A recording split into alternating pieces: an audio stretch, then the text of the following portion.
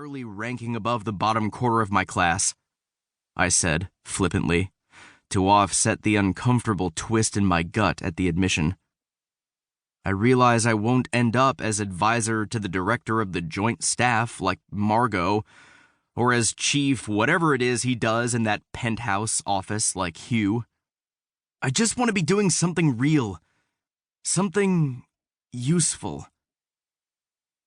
As Dad had done when he was little older than me, campaigning for mages to finally step out of the shadows and fully contribute to society. "We have a gift," he often said. "It gives us a responsibility to help everyone, not just the magical." I want to get on track to enter the National Defense Division, I went on. Dad's eyebrows rose slightly. That work requires a significant measure of applied magic.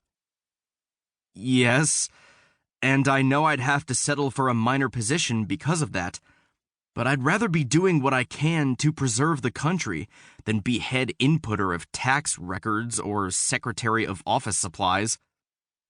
I don't have any direct sway. It's your granduncle who will make the recommendation. Right. So I thought, when he arrives, I could perform a demonstration, show him how I've advanced my skills in a relevant area, to help inform his recommendation. Dad rubbed his jaw. What sort of demonstration are you planning? I'm not sure, I admitted. I was hoping you could advise. I'm reasonably competent at locating and tracing, though I still need to work on my range. I've been building my shielding abilities, and I think I've found an enhancement to standard practice that might be useful in certain scenarios, and...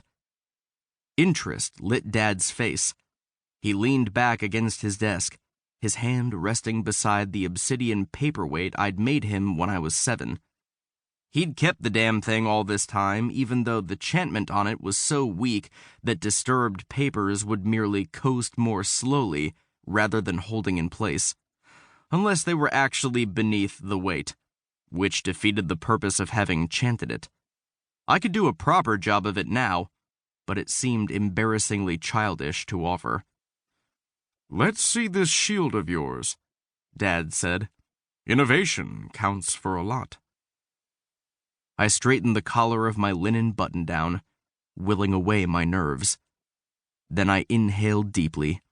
The quiver of magical energy tickled over my tongue. If time hadn't been of the essence, I might have reveled in it for a moment.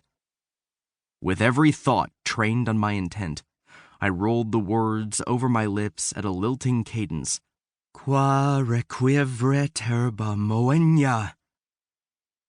The magic trembled through my muscles and bones as the rhythm of my voice twined with the energy's innate melody.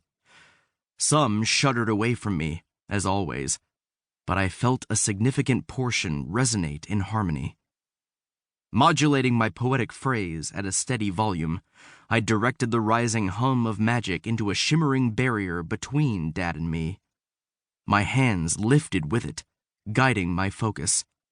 I had to pitch the vibration perfectly so that any offensive casting would bounce off rather than shatter the shield.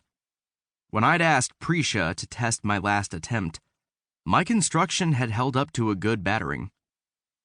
I slid into a new phrase, calling a glinting play of light into the shield's surface, a pattern to soothe the minds of anyone observing it. The effect wasn't entirely my own invention, but I hadn't read about it being put to this use before. In the midst of an attack or a bomb scare, presumably reducing panic would be a valuable feature. My view of Dad had blurred.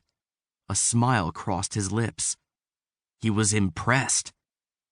I sang the poetic lines again in a crescendo and pushed the conjured shield up to the ceiling and out to the walls.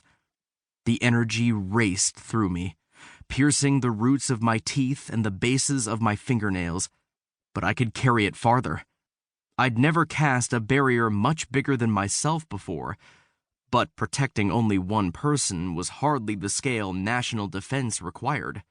I should at least...